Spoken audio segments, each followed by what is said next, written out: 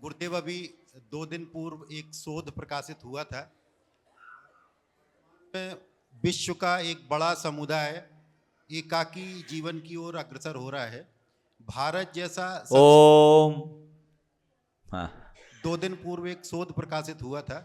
विश्व का एक बड़ा वर्ग एकाकी जीवन की ओर अग्रसर हो रहा है। भारत जैसा संस्कारित देश भी इससे अछूता नहीं है।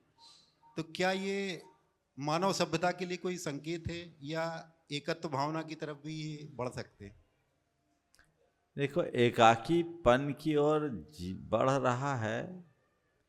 मैं इसे थोड़ा संशोधित करना चाहता हूँ। एकाकीपन की ओर बढ़ना तो बहुत बड़ी उपलब्धि है, लेकिन एकाकीपन की ओर नहीं बढ़ रहा, अलग थलग रहना शुरू कर रहा है। औरों से अपेक्षा मुक्त जीवन जीना अच्छी बात है आध्यात्मिक दृष्टि से, लेकिन अपेक्षाओं को तो पूरी करना पर औरों से अलग रहना ये अच्छी बात नहीं है।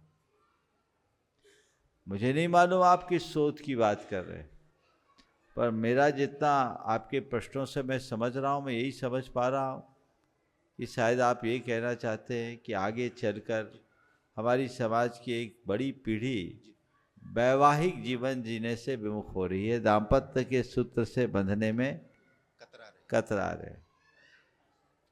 ये कई कारणों से, क्योंकि आजकल हर कोई दायित्व मुक्त जीवन जीना चाहता है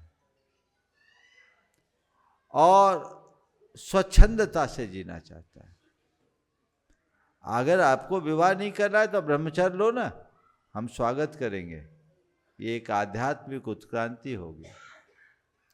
पर विवाह भी नहीं करना, ब्रह्मचर्य भी नहीं करना, तो पशुओं की तरह जीना है क्या?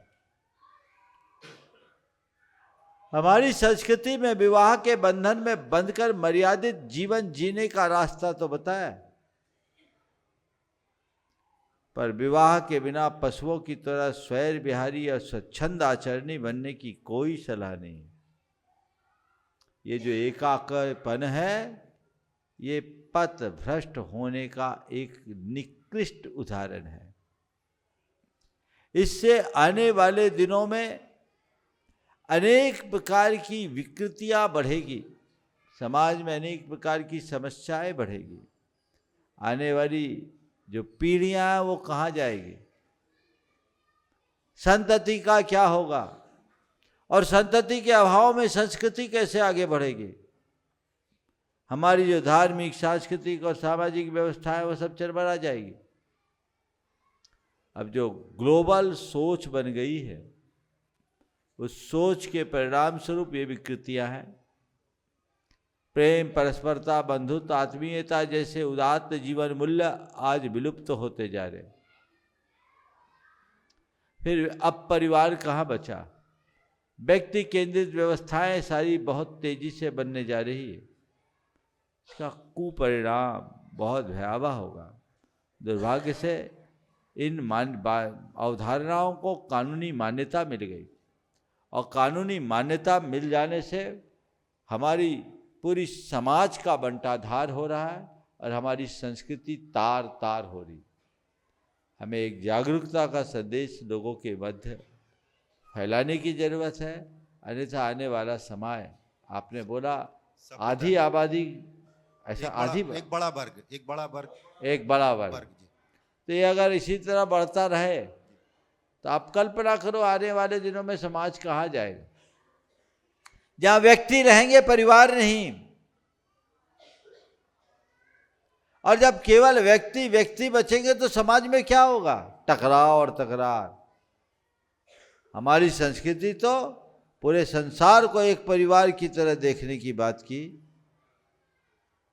और जब परिवार ही खत्म होगा तो संसार, परिवार नहीं बचेगा, संसार एक बाजार बन जाएगा। और जब संसार बाजार बनेगा तो आप उसकी भयावहता की कल्पना कर सकते हो। ये बहुत खतरनाक होगा। इसलिए हमें ऐसे परंपराओं को हतोत्साहित करना चाहिए और लोगों को सांस्कृतिक चेतना जगाकर सन्मार्ग में लगाने का प्रयास करना चाहिए। अनन्या जैन, राहतगढ़।